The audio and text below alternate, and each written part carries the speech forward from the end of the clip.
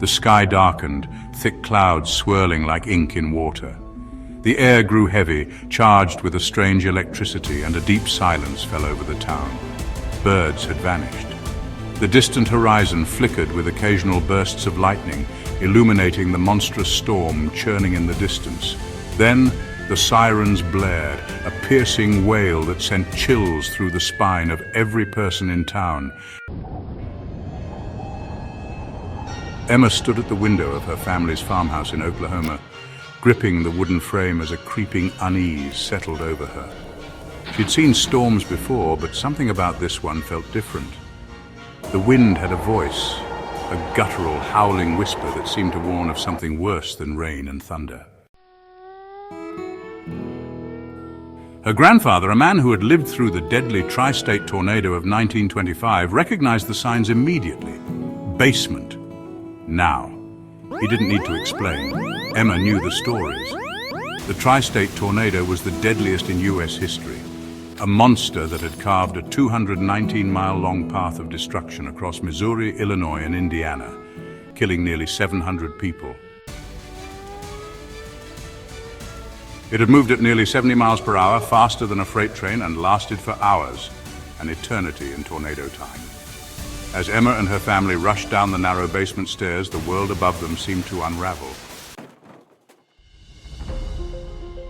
The walls groaned under the pressure, the roof moaned like a living creature, and then boom! A deafening crash shook the foundation as something massive was torn from the house. Above ground, the beast roared. It was an EF5, the most powerful classification on the enhanced Fujita scale. Its winds were whipping at over 300 miles per hour, strong enough to peel asphalt from roads, lift houses from their foundations, and drive blades of grass through solid wood. The storm chasers, parked a few miles away, knew they were witnessing something historic. The Doppler radar showed a hook echo, the telltale sign of a tornado's birth, and as they stared at the screen, they saw something even rarer: multiple vortexes. The tornado wasn't just one. It was several smaller tornadoes orbiting a single larger core, creating a swirling mass of destruction. "Get the drone up!" His team scrambled to launch their high-speed drone into the storm, capturing footage that could help meteorologists understand these violent twisters. Tornado prediction remained a mystery even with advanced technology. The tornado moved in unpredictable ways, skipping over some buildings while obliterating others. A barn disintegrated in seconds, its wooden planks sucked into the vortex like confetti. A steel water tower, weighing thousands of pounds, was lifted and tossed like a toy. The tornado's path of destruction wasn't just about wind, it was about pressure.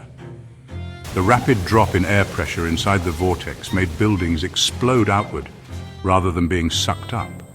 This was why some houses seemed to burst apart, their walls collapsing as the force inside them struggled against the vacuum outside. Then came the rain of debris. Tornadoes were known to pick up objects and drop them miles away.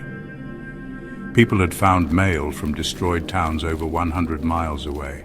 And even fish or frogs had rained from the sky when tornadoes passed over water. Jake and his team braced themselves. This storm wasn't just history in the making, it was history repeating itself. Back in the basement, Emma's family held their breath. The sound was indescribable, a freight train mixed with a jet engine, mixed with pure chaos. Her little brother cried, clutching their grandfather's arm as the wind screamed outside.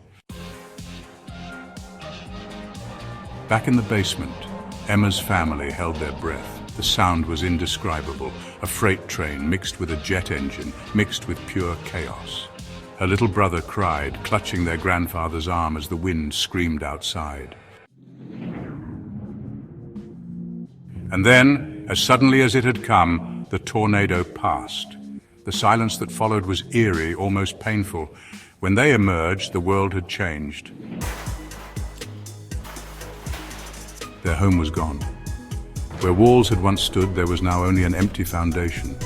Trees had been uprooted and twisted into impossible shapes. A car, their neighbor's truck, sat perched in the remains of their kitchen. But they were alive. In the days that followed, Emma learned more about tornadoes than she ever had before. She learned about fire tornadoes born from wildfires, their cores reaching temperatures of over 1,000 degrees Celsius.